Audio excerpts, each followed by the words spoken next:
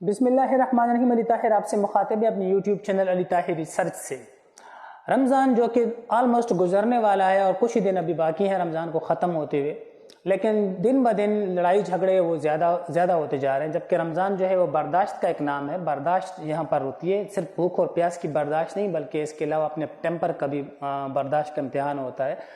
ساتھ ساتھ بولنے کا جو آپ لوگ ہم ایکسٹرا بولتے ہیں اس کا بھی ایک امتحان ہوتا ہے، ہر چیز کا امتحان ہوتا ہے۔ وہ کہتے ہیں نا بڑے بزرگ کے جو روزہ ہوتا ہے وہ صرف منہ کا نہیں ہوتا، صرف اسٹمک کا نہیں ہوتا کہ اسے آپ بھوکا رکھتے ہیں، روزہ منہ کا بھی ہوتا ہے، ناک کا بھی ہوتا ہے، کان کا بھی ہوتا ہے، آنکھوں کا بھی ہوتا ہے، ہاتھوں کا بھی ہوتا ہے اور پیروں کا بھی ہوتا ہے۔ بہرحال اگر آپ نے ایک چیز نوٹس کی ہوگی اپنے ارد گرد محلے میں، اور میں نے بھی جو چیز نوٹس کی ہے، تو لڑائی جھگڑے وہ کافی زیادہ عام ہو گئے، جبکہ روزے کا مطلب بھی برداشت کرنا یعنی ٹولریٹ کرنا ہے ٹورڈز ایچ ادر۔ کل ایک واقعہ ہوا ہے اور اس پر میں کافی زیادہ حیران بھی ہوں اور پریشان بھی ہوں کہ لوگوں نے بالکل ایک دوسرے کے سر پھوڑ دیے، کہ پوچھنے پر پتہ چلا کہ ایک پارٹی دوسری پارٹی سے کہہ رہی ہے کہ اس نے مجھے شیعہ کہا تبھی میں اس کے ساتھ لڑا ہوں، اور شیعہ نے کہا کہ اس نے مجھے گالی دی ہے، اور سنی نے کہا اس نے مجھے گالی دی۔ تو بہرحال شیعہ اور سنی کے فسادات میں وہ بات بہت دور تک پہنچ گئی۔ پھر وہ جو بات دو لوگوں کے بیچ تھی، وہ دو لوگوں کے بعد دو گروہ کے بیچ میں، اور دو گروہ کے بعد وہ دو پورے جو ہے نا علاقہ جو ایریا ڈیپینڈ کرتا اس کے بیچ میں وہ بات آ گئی۔ اب بات پھر اس کے بعد مذہبی ٹچ اس کو دیا گیا اور کافی دور تک بات چلی گئی، اور پتہ چلا ہے کہ کچھ لوگ اس میں زخمی بھی ہوئے ہیں۔ آپ ذرا دیکھیں کہ ہم کس طرف جا رہے ہیں۔ جتنی بھی ہمارے اہل سنت و جماعت بھائی ہیں اور یا اہل تشیع بھائی ہیں، ان سب کو روزہ جو ہے جب رکھتے ہیں تو پورے اہتمام کے ساتھ رکھیں۔ میں کہتا ہوں کہ جب اہل تشیع حضرات جو ہیں وہ کوئی بھی نیاز وغیرہ بناتے ہیں، تو اگر آپ کے گلی محلے میں کوئی بھی عالم ہو، کوئی بھی سنی ہو، تو سب سے پہلے آپ اسے دیا کریں، سب سے پہلے آپ اسے دیا کریں، آپ اس کو تقسیم کیا کریں، اسے دیا کریں۔ اگر وہاں سے واپس آ جاتا ہے آپ اگین اسے دیں، اگر اگین واپس آ جاتا ہے آپ اگین دیں، اگر اگین واپس آ جاتا ہے یقین مانے آپ چوتھی دفعہ دیں گے تو وہاں سے واپس نہیں آئے گا، بلکہ آپ کو بھی کوئی گفٹ یا کوئی چیز آپ کو بھی دی جائے گی کہ یہ میری طرف سے آپ قبول کر لیں، اور آپ کی چیز قبول کر لی جائے گی۔ اس طرح میں اہل سنت بھائیوں سے کہوں گا کہ آپ آلموسٹ اراؤنڈ اباؤٹ 6 سے 7 مہینے یا 1 سال جو ہے اپنی نماز جس طریقے سے آپ پڑھتے ہیں اسی طریقے سے آپ اپنی نماز جو ہے وہ کسی بھی اہل تشیع کی مسجد میں جا کر پڑھیں۔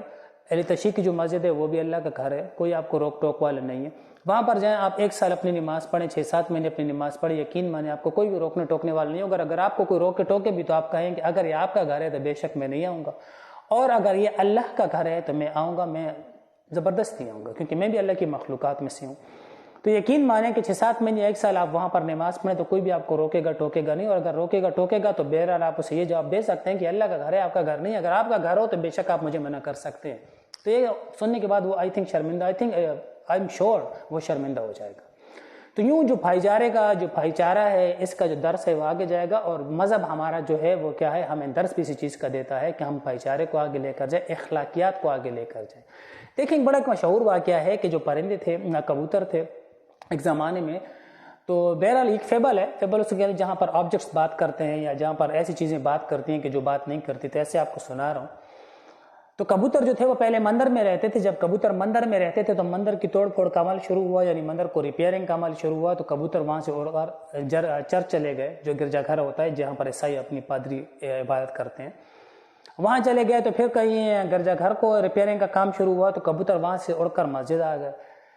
مسجد جب آئے تو پھر اس طرح رمضان کا مہینہ تھا، اس کے بعد پھر ہوا کیا ہے، ہوا یہ ہے کہ مسجد کو لازم بات ہے ڈیکوریٹ کرنا تھا، تراویح میں ہونی تھی، ڈیکوریشن کرنی تھی، تو وہاں پر جب مسجد میں کام شروع ہوا تو وہاں سے کبوتر اڑ کر واپس مندر چلے گئے۔ اب جب واپس وہاں پر مندر چلے گئے تو وہاں پر دیکھا کہ جو مندر والے ہیں یعنی جو ہندو ہیں وہ مسلمان ہندوؤں کو لعن طعن کر رہے ہیں، آپس میں لڑ رہے ہیں، جبکہ عیسائی جو ہیں وہ ان دونوں کو آپس میں لڑا بھی رہے ہیں اور ساتھ میں حصہ بھی ڈال رہے ہیں۔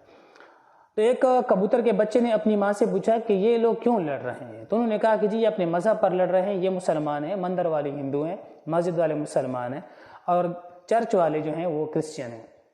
تو کبوتر نے کہا کہ ہم نے تو مندر میں بھی وقت گزارا، ہمیں تو ایسا سیم اٹ از فیل ہوا، ہم نے چرچ میں بھی وقت گزارا، ہمیں سیم اٹ از فیل ہوا، ہم نے تو مسجد میں بھی وقت گزارا، ہمیں سیم اٹ از فیل ہوا، ہمیں تو کوئی بھی ڈفرینس فیل نہیں ہوا۔ تو کبوتر نے کہا، کبوتر کی والدہ نے کہا کہ دیکھیں ہم ان کے اوپر رہتے ہیں، ٹھیک ہے، اور اللہ کو پہچاننے کا طریقہ بھی یہ ہے کہ آپ اپنی عقل سے سوچیں، آگے اللہ کو پہچانیں، اللہ کو دیکھیں، اللہ کو جانیں۔ اللہ اپنی مخلوقات سے بہت زیادہ پیار کرتا ہے، اللہ لڑائی दंगे फसाद इसका हुक्म नहीं देता। अब जबकि रोज़ा है तो रोज़ों में आप देख लें कि हर मोहल्ले में, हर दूसरे मोहल्ले में, हर तीसरी जगह पर कोई ना कोई एक दूसरे की शलवार कमीज फाड़ रहा होता है। या फिर हम दूसरा कहते हैं कि जी रोज़ा है, थोड़ा सा गुजारा करे, रोज़ा है। रोज़ा किसी को कुछ भी नहीं कहता, रोज़ा तो नाम ही बर्दाश्त का। हमारा मज़हब हमें रोज़ा रखने की इजाज़त हमें हुक्म क्यों देता है? इस वजह से देता है कि हम बर्दाश्त आ जाए। और सेकेंडली एक साल जो हम खाते रहते हैं तो हमारे अंदर जो स्टमक है इसकी क्लीनिंग हो जाए। लाजमी बात है, जब आप एक चीज़ को एक साल इस्तेमाल करते हैं तो 11 महीने अगर आप उसे यूज़ कर लें तो 12वें महीने में यानी 1 महीना आप उसकी सफाई भी करते हैं। जिस तरह हम घर की सफाई करते हैं इस तरह ये भी एक इंसान जिस्म की एक सफाई होती है, सफाई हो जाती है।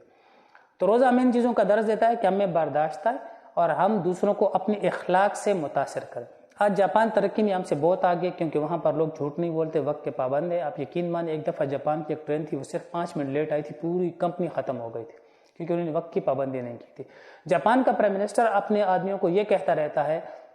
कि आप लोग ज़्यादा काम ना करें बल्कि आप लोग आराम भी करें। यहाँ पर यह कहना पड़ता है कि काम भी कर लें ज़रा सा। तो हम इखलाकियात में हम हर लिहाज में दुनिया से बहुत पीछे हैं। और अगर आप देखा जाए तो हम फ़िरक़ों में, फ़िरक़ावारियत में इतने पड़ गए हैं यकीन माने कि कुछ यूट्यूबर्स मौलवी जो हैं वो हमें गुमराह करने के चक्कर में और अपना पैसा बटोर रहे हैं। हर तबके ने अपने एक मौलवी रखा हुआ है और वो यूट्यूब पर आता है और उसके बाद जो है वो दूसरे तबके को निशाना बनाता है, फिर दूसरे तबके वाला उठकर उसको वापस जवाब देता है। और इसी तरह इस ड्रामाबाजियाँ वो लोग आपके साथ करते हैं और आप इन ड्रामेबाजियों से लुत्फ़अंदोज़ होते रहते हैं और आप समझते हैं कि आपकी इस्लाह हो रही है। दरअसल आपकी इस्लाह नहीं हो रही, वो आपके थ्रू आपसे पैसे बटोर रहा है। वो अपने चैनल को मोनेटाइज करके आपसे अर्निंग कर रहा होता है क्योंकि उसे और कुछ नहीं आता सिवाय ड्रामाबाजियों के, और ड्रामाबाजियों की वजह से आप यहाँ तक पहुँचाते हैं। बाकी मेरी बातों